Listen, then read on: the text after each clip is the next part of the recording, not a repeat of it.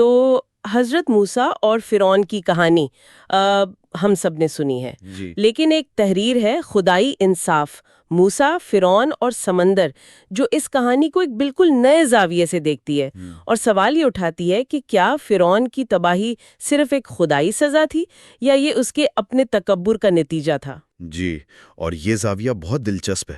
دیکھیں، یہ تحریر کہتی ہے کہ یہ صرف ایک ظالم بادشاہ کی کہانی نہیں ہے، یہ اس بات کی بھی ہے کہ جب ایک انسان خود کو خدا سمجھنے لگتا ہے تو پھر ہوتا کیا ہے۔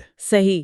فرعون کا مصر پر مکمل کنٹرول تھا، وہ جو چاہتا تھا کرتا تھا۔ اور لوگ اسے پوچھتے تھے۔ بالکل۔ تو ایسے میں جب حضرت موسیٰ کا پیغام آیا کہ ایک اللہ کی عبادت کرو اور ظلم بند کرو، تو یہ صرف اس کی بادشاہت پر نہیں بلکہ اس کی شناخت پر حملہ تھا۔ اچھا، تو یہ صرف ایک سیاسی بغاوت نہیں تھی، یہ اس کے لیے بہت ذاتی تھا۔ بہت ذاتی تھا۔ اور تحریر کے مطابق فرعون کا رد عمل بھی کچھ ایسا ہی تھا۔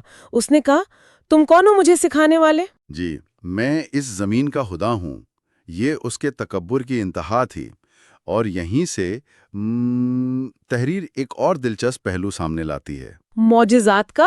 جی، معجزات کا، جیسے لاٹھی کا سانپ بننا یا ہاتھ کا چمکنا، یہ صرف حیران کرنے کے لیے نہیں تھے، ان کا ایک گہرا علامتی مطلب تھا۔ علامتی مطلب؟ وہ کیسے؟ اب دیکھیں، سانپ مصری شاہی طاقت کی ایک بہت بڑی علامت تھا۔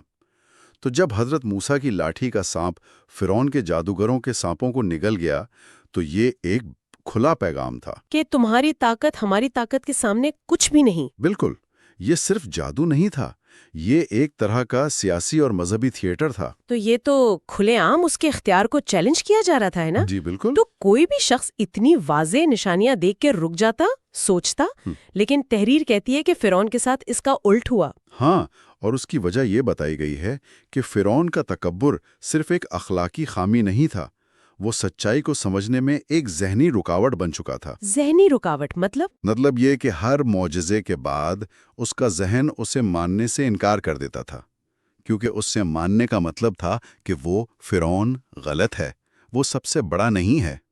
اور اس کی انا یہ تسلیم نہیں کر سکتی تھی۔ بالکل نہیں، اس لیے وہ ہر نشانی کو جادو کہہ کر مسترد کرتا رہا۔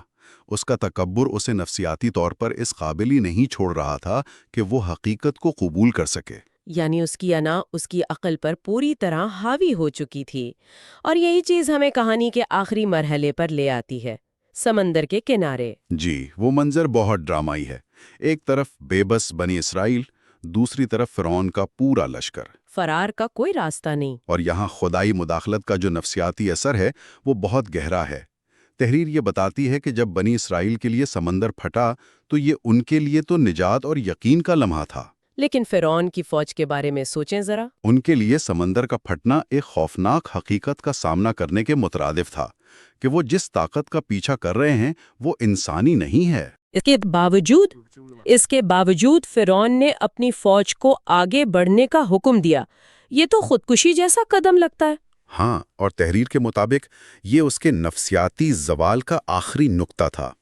وہ اس مقام پر پہنچ چکا تھا جہاں وہ پیچھے نہیں ہٹ سکتا تھا، کیونکہ پیچھے ہٹنے کا مطلب اپنی شکست تسلیم کرنا ہوتا۔ جی، اس کا تکبر اسے موت کے منہ میں لے گیا، کیونکہ اس کے لیے اپنی خدائی کا بھرم ٹوٹنے سے مر جانا بہتر تھا۔ تو جب سمندر بند ہوا تو یہ صرف اس کی جسمانی موت نہیں تھی۔ نہیں، یہ اس کے جھوٹے غرور، اس کی انا کا بھی خاتمہ تھا۔ تو اگر ہم اس ساری گفتگو کا خلاصہ کریں تو پہلا اور سب سے اہم سبق کیا ہے؟ پہلا تو یہی کہ بے لگام طاقت اور تکبر انسان کو حقیقت سے اتنا دور کر دیتا ہے کہ وہ سچ کو دیکھ ہی نہیں پاتا۔ صحیح۔ اور دوسرا اہم نقطہ یہ ہے کہ تکبر صرف ایک گناہ نہیں، یہ آپ کی سیکھنے اور سمجھنے کی صلاحیت کو ختم کر دیتا ہے۔ تو تحریر کا اصل پیغام یہ ہے کہ ایک شخص چاہے کتنا ہی طاقتور کیوں نہ ہو، جی، جب وہ خود کو سچائی سے بڑا سمجھنے لگتا ہے تو اس کا زوال یقینی ہو جاتا ہے، وہ اپنی ہی بنائی ہوئی دنیا میں قید ہو کر رہ جاتا ہے۔ یہ بات واقعی سوچنے پر مجبور کرتی ہے۔ اور تحریر کے آخر میں جو سوال اٹھایا گیا ہے، میں چاہتی ہوں کہ ہمارے سننے والے اس پر ضرور سوچیں کہ ہم سب کی زندگی میں بھی چھوٹے یا بڑے فرعون ہوتے ہیں، ہماری اپنی انا، ہماری ضد، ہماری عادات جو ہمیں سچائی کو قبول کرنے سے روکتی ہیں۔ تو اس کہانی کی روشنی میں ہم اپنے اندر کی ان ذہنی رکاوٹوں کو کیسے پہچان سکتے ہیں اس سے پہلے کہ وہ ہمیں کسی سمندر میں لے ڈوبیں؟